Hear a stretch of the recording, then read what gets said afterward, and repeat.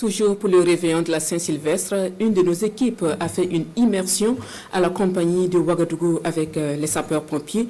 Une nuit donc aux côtés des soldats du feu. C'est avec Moussa Ouedraogo et Draman Guéné.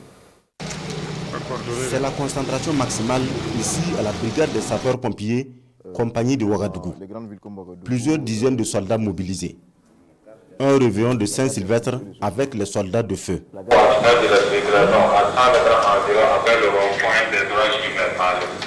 Ici, c'est la tour de contrôle.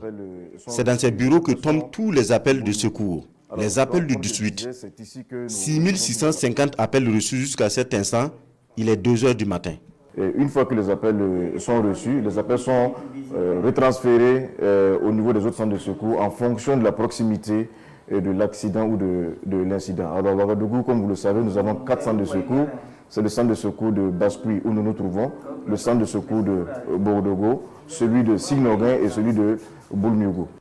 Malheureusement, le 18 est occupé très souvent par des plaisantins qui, pour saboter le réseau, qui encore pour tester le téléphone. Voici les contacts les plus dérangeants, les 5 perturbateurs chroniques du mois. Ce qui nous marque le plus, c'est justement les appels malveillants. Et quand vous constatez avec nous, nous sommes environ, pour cette journée seulement, à 6000 appels malveillants environ, pour seulement 50 interventions traitées. Voilà, merci pour le service de la nation. Merci. Combien de blessés? Moi, j'ai un blessé. Centre d'appel, garde, tout le monde est sur le qui-vive. Véhicules et motos prêts à intervenir. Mais ce soir, Ouagadougou a été très sage. Moins de 50 interventions. Cette année aussi, le centre opérationnel a décentralisé les équipes dans des quartiers. Des équipes ad hoc sont alors implantées dans les quartiers plus proches des populations. Alors, un centre déchargé pour des sorties, mais dispositif toujours prêt. Les missions, justement, c'est l'ouverture de routes.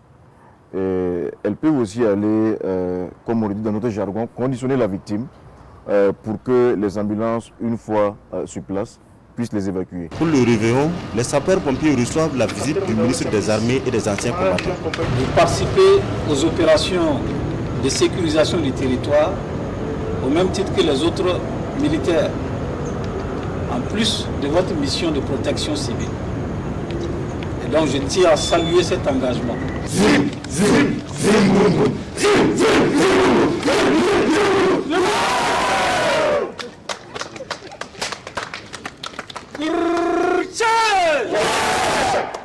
La patrie ou la mort? Merci. C'est ainsi que les sapeurs-pompiers passent à 2022. Au bilan, 2021 a été plus mouvementé que 2020, avec 10 481 accidents contre 10 010 accidents en 2020.